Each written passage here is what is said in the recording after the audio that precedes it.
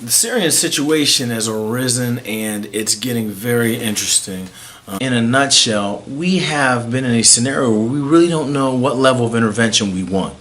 Vietnam, Korea, Afghanistan, Nicaragua, Cuba, there has been a history of American intervention that doesn't always result in 100% or even 90% of the population patting us on the back and giving us a big thank you, which at times we may have actually deserved.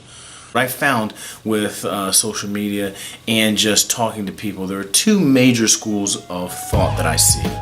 As always, please like, share, and subscribe. But what I want you to do today is leave your comments so we can tailor the next show to you. I hope you listen to the words I said. I hope they all hit home. You know what? It's time to stand up. People need to stand up for human rights all over the world. If there is wrong somewhere, it's a threat to justice everywhere. Civilian targets, children, historical landmarks, all kinds of things that are in these documents just to protect people and protect societies. If nobody steps up and says, hey, you know what, these are worldwide, we're going to look out for people. Chemical warfare, etc. is not something we're going to accept.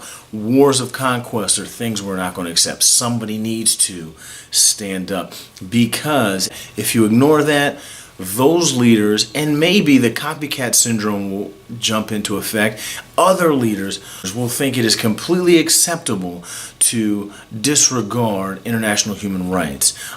Just ad bellum, just in bello, the just causes of war, the just conduct in war. Second school of thought is the school of thought that, hey, if it was just about human rights, you know what?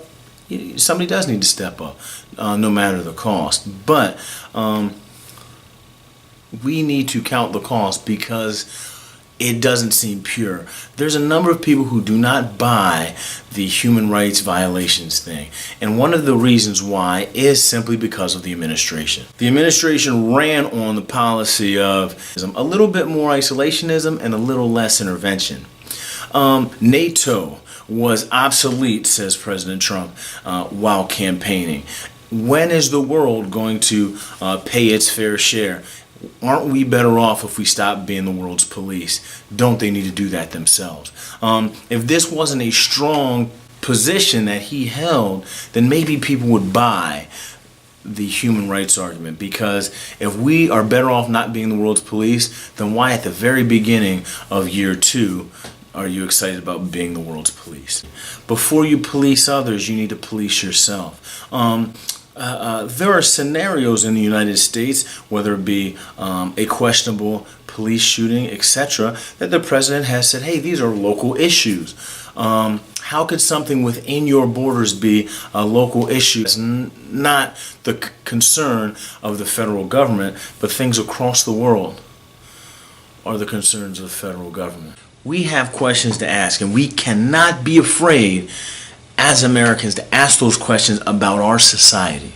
We as Americans have freedom of speech. We still have to have the guts to use that properly, not just to whine, but to actually soul search. We need to continuously look at human rights violations within our own country. The poor, police shootings, even abortion needs to continuously be revisited. If we are afraid to do those things, are we even in a place to police the world? Do we have the moral high ground to say your chemical weapons are unjust, but don't worry about this, what we're doing? Again, those are the two sides that I hear.